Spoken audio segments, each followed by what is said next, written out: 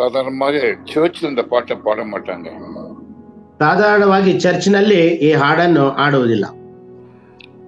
உம்மண்டை தேவனே நான் இன்னும் கிட்டி சேரட்டும். ನಿನ್ನ ಹತ್ರ ನಾನು ಇನ್ನೂ ಬರ್ತೀನಿ ದೇವ್ರೆ, ನಿನ್ನತ್ರ ದೇವರೇ ನಿನ್ನತ್ರಕ್ಕೆ. இந்த பாடலை சாரா என்ற ஒரு சகோதரி எழுதியிருக்கின்றார்கள்.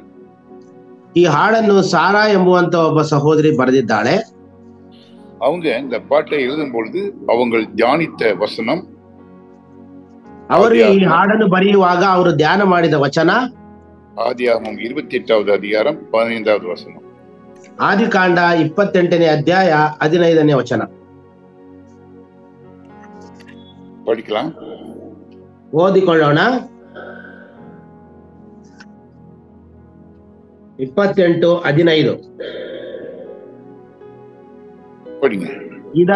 ಇದಲ್ಲದೆ ನಾನು ನಿನ್ನ ಸಂಗಡ ಇದ್ದು ನೀನು ಹೋಗುವ ಎಲ್ಲಾ ಸ್ಥಳಗಳಲ್ಲಿ ನಿನ್ನನ್ನು ಕಾಪಾಡಿ ತಿರುಗಿ ಈ ದೇಶಕ್ಕೆ ಬರಮಾಡುತ್ತೇನೆ. ನಾನು ನಿನಗೆ ಹೇಳಿದ್ದನ್ನೆಲ್ಲ ನೆರವೇರಿಸಿದ ಹೊರತು ಬಿಡುವುದಿಲ್ಲ ಅಂದನು. ನಮ್ಗೆ ಎಲ್ಲರಿಗೂ இந்த சூழ்நிலை தெரியும். ಈ ಒಂದು ಪರಿಸ್ಥಿತಿ ನಮಗೆಲ್ಲರಿಗೂ ಗೊತ್ತಿದೆ.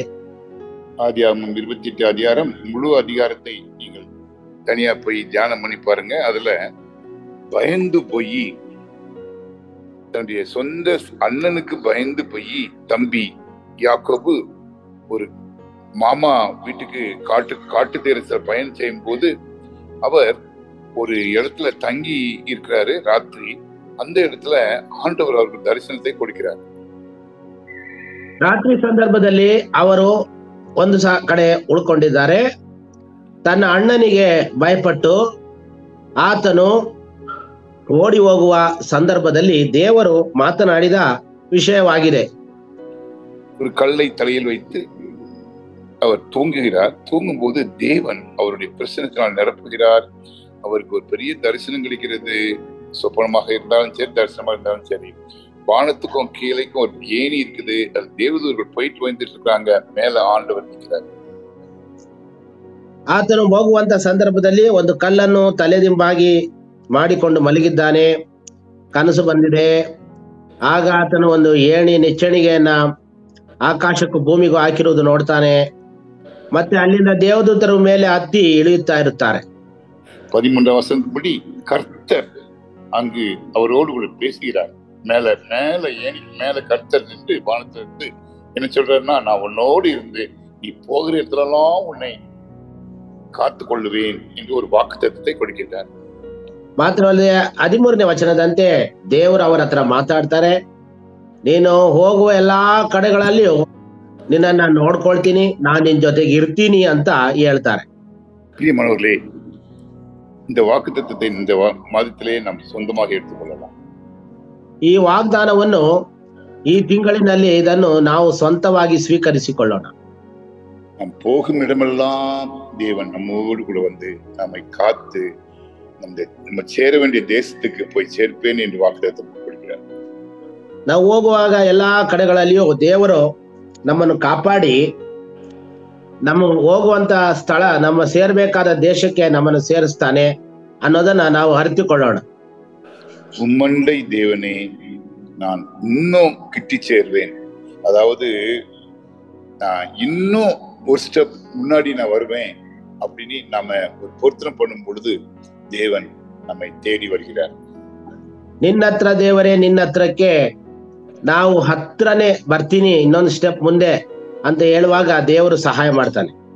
பிரியமானவர்களே, இந்த கால வேளையிலே நமக்கு மார்னிங் டிவோஷனாக கொடுக்கப்பட்டது ஒரு அருமையான சகோதரன் ஜான் ஹார்பர். அவரை பற்றி நாம் தியானிக்க இருக்கின்றோம். ಈ ಸಂದರ್ಭದಲ್ಲಿ ನಾವು ಬೆಳಿಗ್ಗೆ ಒಂದು ಡಿವೋಷನ್ಗಾಗಿ ನೇಮಕ ಕೊಟ್ಟಿರುವಂತದ್ದು ಜಾನ್ ಹಾರ್ಪರ್ ಎಂಬುವಂತ ವ್ಯಕ್ತಿಯ ಬಗ್ಗೆ. 40 வயசுல அவர் இறந்து போயிட்டாரு. 40ನೇ ವಯಸ್ಸಿನಲ್ಲಿ ಅವರು ಸತ್ತು ಹೋದರು. ஆனா ஒரு சரித்திரத்தை வைத்து விட்டு போயிருக்கிறார். ಅವರು ಒಂದು ಚರಿತ್ರೆಯನ್ನು ಬಿಟ್ಟು ಹೋದರು. எனக்கு ரொம்ப சந்தோஷமா இருந்துச்சு அவர் சரித்திரத்தை படிக்கும் பொழுது. ಅವರ ಚರಿತ್ರೆಯನ್ನು ಓದುವಾಗ ನನಗೆ ಬಹಳ ಸಂತೋಷ. ஏன்னா இவர் ஒரு அருமையான ஊழியக்காரர். ಯಾಕೆಂದ್ರೆ ಒಬ್ಬ ಉತ್ತಮವಾದಂತ ಒಬ್ಬ ಸೇವಕರು ஊழியம் செய்வதற்காக இங்கிலாந்து தேசத்திலிருந்து அமெரிக்கா தேசம் செல்கிறார். ಇವರು ಸೇವೆಯನ್ನು ಮಾಡುವುದಕ್ಕಾಗಿ ಇಂಗ್ಲೆಂಡ್ ದೇಶದಿಂದ ಅಮೆರಿಕಾ ದೇಶಕ್ಕೆ ಪಯಣಿಸುತ್ತಾರೆ. தன்னோடு கூட தன்னுடைய 6 வயது மகளையும் அழைத்து செல்கின்றார். ತನ್ನ ಜೊತೆಯಲ್ಲಿ ತನ್ನ 6 ವರ್ಷದ ಮಗಳನ್ನು ಕೂಡ ಅವರು ಕರೆದುಕೊಂಡು ಹೋಗುತ್ತಾರೆ. அந்த நாட்களிலே 1912 1912 ஏப்ரல் 10 அந்த 1912 ஏப்ரல் 10 இந்த நாளிலே ஒரு கப்பல் இங்கிலாந்திலிருந்து நியூயார்க் சிட்டி அமெரிக்காவுக்கு புறப்படுகிறது.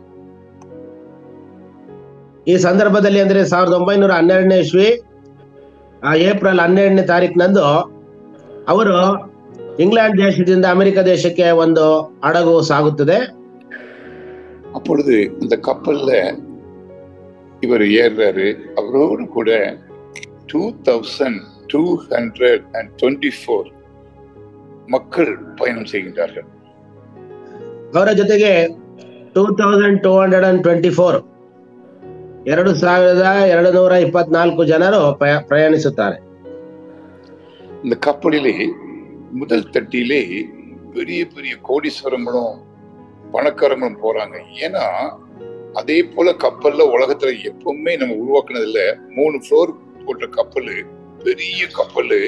அந்த கப்பலுக்கு பெயர் டைட்டானிக் என்று ஒரு பெயரை வைத்திருந்தார். ಈ ಒಂದು ಹಡಗು ಬಹಳ ದೊಡ್ಡ ಹಡಗು. ಇದರಲ್ಲಿ ಅವ್ರು ಏನ್ ಮಾಡ್ತಾರೆ ಅಂತಂದ್ರೆ, ಮೊದಲನೇ ಒಂದು ಸ್ಥಳದಲ್ಲಿ ದೊಡ್ಡ ದೊಡ್ಡ ಕೋಟ್ಯಾಧೀಶ್ವರಗಳು ಇರ್ತಾರೆ. ಮತ್ತೆ ಯಾಕಂದ್ರೆ ಆ ಒಂದು ಹಡಗು ಬಹಳ ಉತ್ತಮವಾಗಿ ನಿರ್ಮಾಣ ಮಾಡಿದಂತ ಹಡಗಾಗಿದೆ. ಅದರ ಹೆಸರು ಟೈಟಾನಿಕ್ ಎಂಬುದಾಗಿ. நடுவுல உள்ள ஃப்ளோர்ல மிடில் கிளாஸ் பீப்புள், டீச்சர்ஸ், போதகர்கள், இந்த மாதிரி மிடில் கிளாஸ் பீப்புள்லாம் இருந்தாங்க. ಎರಡನೇ ಒಂದು ಮಧ್ಯದಲ್ಲಿ ಇರ್ತಕ್ಕಂಥ ಇದರಲ್ಲಿ ಮಾಳಿಗೆಯಲ್ಲಿ ಅಲ್ಲಿ ಅವರು ಮಿಡಲ್ ಕ್ಲಾಸ್ ಪೀಪಲ್ ಅಂತಂದ್ರೆ ಟೀಚರ್ಗಳು ಅಂತವರು, ಕಡಿಮೆ ಒಂದು ಆದಾಯ, ಮಧ್ಯಂತರ ಆದಾಯ ಇರ್ತಕ್ಕಂಥವ್ರು ಅಲ್ಲಿ ಹತ್ತುತ್ತಾರೆ.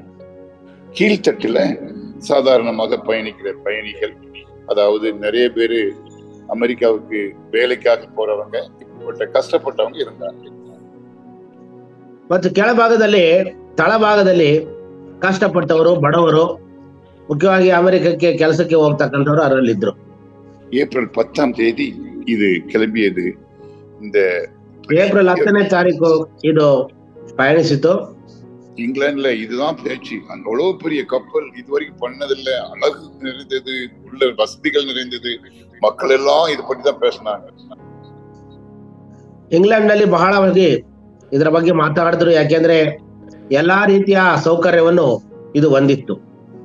4 நாள் கடந்தது. 14ஆம் தேதி இரவிலே ஒரு பெரிய பனிமலை மீது ಇದು ಮೋದಿಯದು.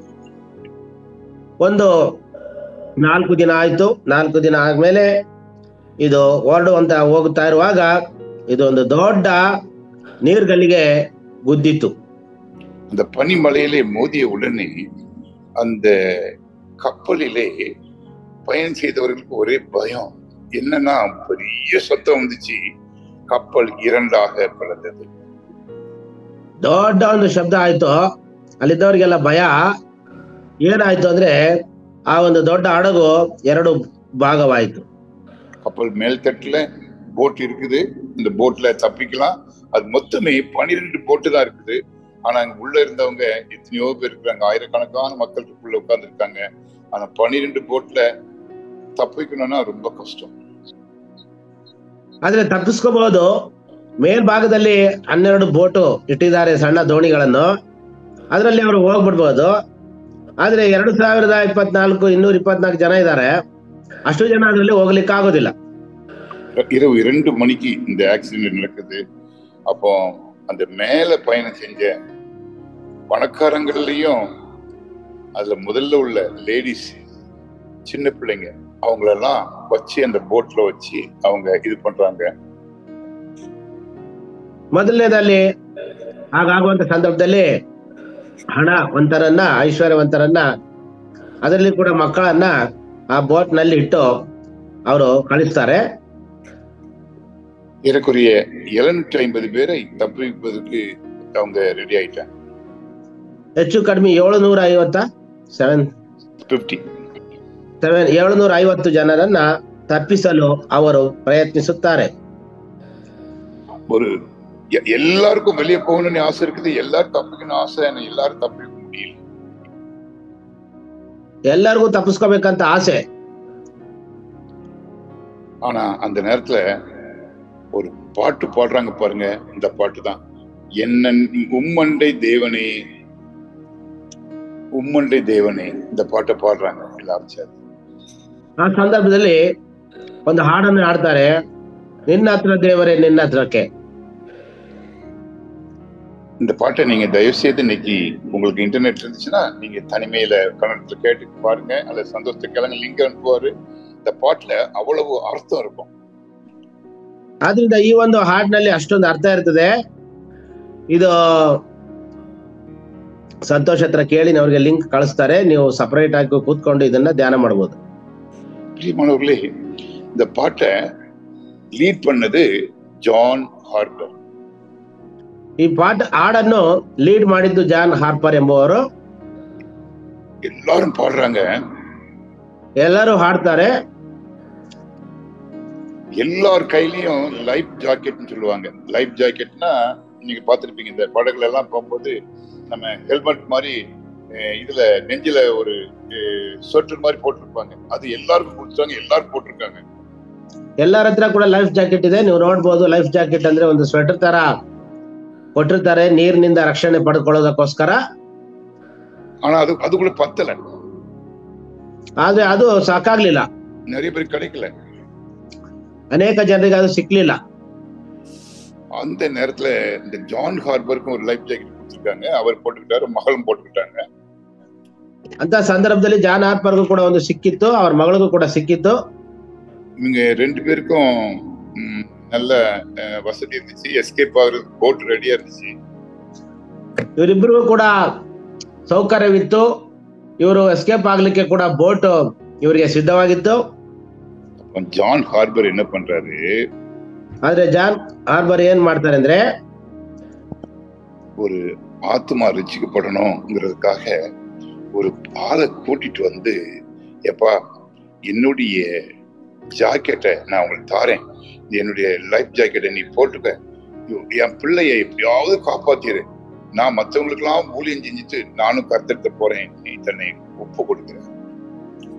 ಅವ್ರೇನ್ ಹೇಳ್ತಾರೆ ಅಂತಂದ್ರೆ, ನನ್ನ ಲೈಫ್ ಜಾಕೆಟ್ ಅನ್ನ ನಿನಗೆ ನಾನು ಕೊಡ್ತೀನಪ್ಪ, ಹೇಗಾದ್ರೂ ಮಾಡಿ ನನ್ನ ಮಗಳನ್ನ ಕಾಪಾಡು, ಮತ್ತೆ ನಾನು ಸೇವೆ ಮಾಡ್ಬಿಟ್ಟು ನಾನು ದೇವ್ರ ಹತ್ರ ಹೋಗ್ತೀನಿ ಅಂತ ಹೇಳಿ ಅವರು ಆತನಿಗೆ ಸಹಾಯ ಮಾಡ್ತಾರೆ. இந்த லைஃப் ஜாக்கெட்டை ஒருத்தர் வாங்கி மகளையும் வாங்கிக்கிட்டு போட்ல ஏறி அந்த மகளும் அவரும் தப்பிச்சிடுறாங்க.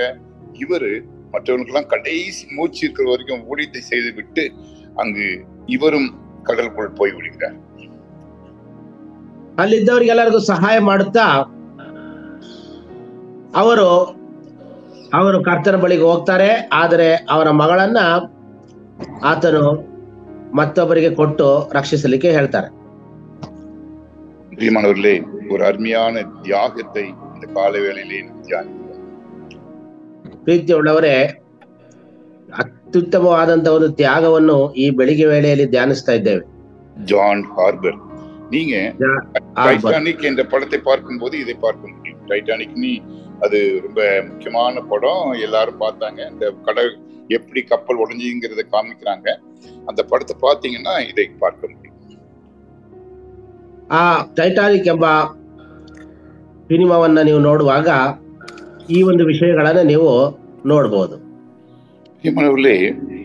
ஒரு ஜான் ஹார்பர் ஒரு அருமையான ரட்சிப்பை மக்களுக்கு கொடுப்பதற்காக அவர் தன் உயிரை கொடுத்தார். ಅವರು ಮಕ್ಕಳಿಗೆ ರಕ್ಷಣೆಯನ್ನು ಕೊಡುವುದಕ್ಕೋಸ್ಕರ ತನ್ನ ಜೀವವನ್ನು ಕೊಟ್ಟಂತ ವ್ಯಕ್ತಿ. நம்மில் நிறைய ஊழியக்காரங்க இந்த செய்தியை கேட்டுக்கொண்டிருக்கிறோம். ಅನೇಕ ಸೇವಕರು ಈ ಸಂದರ್ಭದಲ್ಲಿ ಈ ಒಂದು ಶುಭ ವಾರ್ತೆಯನ್ನು ಕೇಳುತ್ತಿದ್ದೀರಿ. நேற்றைய தினத்திலே நான் கடினமான பயணம் செய்து ஏறக்குறைய ஒரு 6 மணி நேரம் கார்ல பயணம் செய்து ஒரு ஜெப கூட்டத்துக்கு போயிருந்தேன். ನಿನ್ನೆ ನಾನು ಒಂದು ಕಠಿಣವಾದಂತ ಪ್ರಯಾಣದಲ್ಲಿ ನಾನು ಒಂದು ಪ್ರಾರ್ಥನಾ ಕೂಟಕ್ಕೆ ಪಯಣಿಸಿದೆನು. ரொம்ப டயர்ட். ತುಂಬಾ ಸುಸ್ತಾಗಿತ್ತು. ஏன்னா அதுக்கு முந்தின நாள் சண்டே சர்வீஸ்ல 2 சர்ச்சில் பேசணும், அதுக்கு முந்தின நாள் கொப்பல், அதுக்கு முன்னாடி ಕಲ್ಕತ್ತಾ, இப்படி 4 நாள் தொடர்ந்து ஊழியங்கள். ಅದಕ್ಕೆ ಮುಂಚಿತವಾಗಿ ನಾವು ಚರ್ಚಿನಲ್ಲಿ ಮಾತಾಡಿದ್ವು, ನಮ್ಮ ಚರ್ಚಿನಲ್ಲಿ. ಅದಕ್ಕೆ ಮುಂಚೆ ಕೊಪ್ಪಳಕ್ಕೆ ಹೋಗಿದ್ವಿ, ಅದಕ್ಕೆ ಮುಂಚೆ ಕಲ್ಕತ್ತಾ. ಹೀಗೆ ಆಗಿಂದಾಗೆ ಪಯಣಿಸುವಂತ ಕಾರ್ಯ. ஏறக்குறைய 6 மணி நேரம் டிராவல் பண்ணி அந்த பிரேயர் மீட்டிங்ல போய் நான் என்னுடைய மெசேஜை கொடுத்தேன். ಹೆಚ್ಚು ಕಡಿಮೆ 6 ತಾಸು ಪ್ರಯಾಣಿಸಿ ನಾನು ಅಲ್ಲಿ ಹೋಗಿ ಪ್ರಾರ್ಥನೆಯಲ್ಲಿ ನನ್ನ ವಾಕ್ಯವನ್ನು ಹಂಚಿದೆನು. அது என்னுடைய உடன் ஊழியருடைய தகப்பனார் இறந்து போய்விட்டார், அவருடைய பிரேயர் மீட்டிங். ಅದು ಯಾರಂದ್ರೆ ನನ್ನ ಸಹ ಸೇವಕರ ತಂದೆ ತೀರ್ಕೊಂಡ್ರು, ಅವರ ಒಂದು ಪ್ರಾರ್ಥನೆಯ ಕೂಟದಲ್ಲಿ. ಪಾಸ್ಟರ್ ಸಗರಿಯಾ அவருடைய ಪಾಸ್ಟರ್ ಜಕರಿಯಾ ಎಂಬುವರ, அவருடைய தகப்பனார், அவருடைய ஃபாதர், ಅವರ ತಂದೆ. அப்போ நான் நல்ல மெசேஜ் தேவன் கொடுக்க செய்தார். கொடுத்து விட்டு நிறைய பேர் வந்திருந்தாங்க, 100 பேருக்கு மேல வந்திருந்தாங்க. நல்ல மெசேஜ் கொடுத்துட்டு டயர்ட்ல இருக்கும்போது அவங்க அந்த தந்தையுடைய அவங்க அம்மா, சகரியாவுடைய அம்மா ஓடி வந்து என் கையை பிடிச்சு முத்தம் கொடுத்து அவங்க சில காரியங்களை சொன்னாங்க. ಜಕರಿಯಾ ಅವರ ಅಮ್ಮ ಎಲ್ಲ ಮುಗಿದ ಮೇಲೆ ಓಡಿ ಬಂದು ನನ್ನ ಕೈ ಹಿಡಿದು ಮುತ್ತ ಕೊಟ್ಟು ಕೆಲವು ಕಾರ್ಯಗಳನ್ನ ಅವರು ಹೇಳಿದ್ರು. அவருக்கு ஏறக்குறைய 90 வயது இருக்கும். ಅವರಿಗೆ ಹೆಚ್ಚು ಕಡಿಮೆ 90 ವಯಸ್ಸು. எனக்கு ரொம்ப சந்தோஷம் ஆயிடுச்சு. ನನಗೆ ತುಂಬಾ ಸಂತೋಷ ಆಯ್ತು. என்னுடைய களைப்பு எல்லாம் போய்விட்டது. ನನ್ನ ಎಲ್ಲ ಚಿಂತೆ ಎಲ್ಲ ಹೋಯ್ತು. என்னுடைய புத்துணர்ச்சி வந்துச்சு பாருங்க. ನನಗೆ ಒಂದು ಹೊಸ ಬಲ ಬಂತು. ரிட்டர்ன் வந்து ஏறக்குறைய 6 மணி நேரம் ரிட்டர்ன் ஆகும்போது ஒரு 2 மெசேஜ் ப்ரிப்பேர் பண்ணிட்டு நான் வீடு வந்து சேர்ந்தேன். ತಿರುಗಿ ನಾನು ಮನೆಗೆ ಬರುವಾಗ ಒಂದು 2 ಮೆಸೇಜ್ ಅನ್ನ ಪ್ರಿಪೇರ್ ಮಾಡ್ಕೊಂಡು ಬಂದ್ಬಿಟ್ಟೆ. இந்த மெசேஜ் அதெல்லாம் ப்ரிப்பேர் பண்ணேன். ಈ ಮೆಸೇಜ್ ಅನ್ನು ನಾನು ಆಗಲೇ ಪ್ರಿಪೇರ್ ಮಾಡಿದೆ. பிரியமானவர்களே, தேவன் கொடுக்கும் பலன், தேவன் கொடுக்கும் உற்சாகம் உலகத்திலேயே பெரியது என்பதை நாம் உணர வேண்டும். ದೇವರು ಕೊಡುವ ಬಲ, ದೇವರು ಕೊಡುವ ಉತ್ಸಾಹ ಲೋಕದಲ್ಲಿ ದೊಡ್ಡದೆಂಬುದಾಗಿ ನಾವು ತಿಳ್ಕೊಳ್ಳಬೇಕು. நீங்க உலகத்துல எவ்வளவுதான் சாப்பிடலாம், எவ்வளவுதான் சந்தோஷமா இருக்கலாம், எவ்வளவுதான் நீங்க கொண்டாடலாம், ஆனா கர்த்தர் கொடுக்கிறார் பாருங்க, ரட்சிப்பின் சந்தோஷம் எனக்கு தந்தாரேன்னு சொல்லுவாங்க. அந்த மாதிரி ஒரு ரட்சிப்பின் சந்தோஷத்தை கொடுக்கும் பாத்திரமாக உங்களையும் என்னையும் தேவன் உபயோகப்படுத்துகிறார். கர்த்தருக்கு ரொம்ப நன்றி உள்ளவங்களா இருக்கும். ನೋಡಿ, ಈ ಲೋಕದಲ್ಲಿ ನಾವು ಎಷ್ಟಾದ್ ತಿನ್ಬಹುದು, ಜಾಲಿಯಾಗಿರ್ಬಹುದು, ಆದ್ರೆ ದೇವರು ಕೊಡುವಂತ ಸಂತೋಷವೇ ಅತ್ಯುತ್ತಮವಾದ ಸಂತೋಷವಾಗಿರ್ತದೆ. அது யாரும் நம்ம திருட முடியாது. ಯಾರು ನಮ್ಮ ಹತ್ರ ಅದನ್ನ ಕದ್ದುಕೊಳ್ಳಲಿಕ್ಕೆ ಸಾಧ್ಯವಿಲ್ಲ.